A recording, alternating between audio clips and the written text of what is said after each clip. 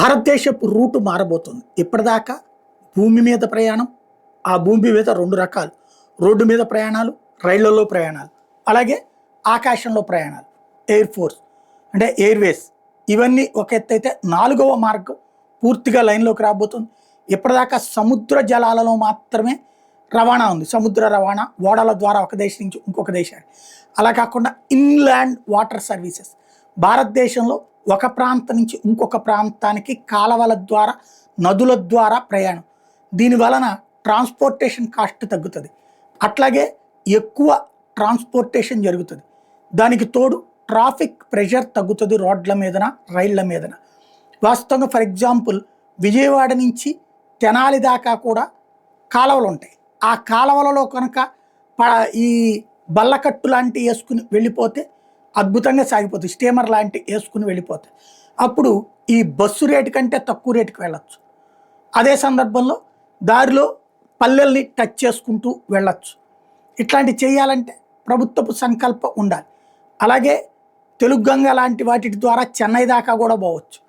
దాంట్లో కొన్ని మార్పు చేర్పులు చేయాల్సినటువంటి అవసరం ఉంటుంది. లైక్ విజయవాడలో ఫర్ ఎగ్జాంపుల్ బందర్ కాలువ, ఏలూరు కాలువ ఉంటుంది. ఏలూరు కాలువ దాకా ఏలూరు కాలువలో వెళ్ళిపోవచ్చు, బందర్ కాలువలోనూ వెళ్ళిపోవచ్చు. ట్రాన్స్పోర్టేషన్ సిస్టమ్ ఏర్పాటు చేయాలి. అయితే దానికి అయ్యేటటువంటి జెట్టీలు కట్టడం, అట్లాగే ఆ వాటర్ బేస్ చేసుకుని ఏ ఎత్తులో అంటే కొన్ని చోట్ల వంతెనలు ఉంటాయి కదా, ఏ ఎత్తులో ఉండాలి ఆ స్టీమరు, ఇవి లెక్కలు కట్టడం ముఖ్యం. ఇవి ఉదాహరణకు చెప్తున్నా. జస్ట్ ఒకప్పుడు అమరావతి నుంచి, అంటే ఇప్పుడు కడుతున్న అమరావతి కాదు, ఆల్రెడీ ఉన్న అమరలింగేశ్వర స్వామి ఆలయం అమరావతి దగ్గర నుంచి విజయవాడకి పడవల రేవు, ఇప్పుడు ఉన్నటువంటి ఆ కనకదుర్గ గుడి దగ్గరికి వెళ్ళేటప్పుడు ఆ ఘాట్ రోడ్ స్టార్టింగ్లో ఉన్నటువంటి వాటర్ సర్వీస్ ఏదైతే ఉంటుందో అది పడవల రేవు అంటారు. ఆ పడవల రేవు దగ్గరికి రోజు స్టీమర్లు వచ్చాయి.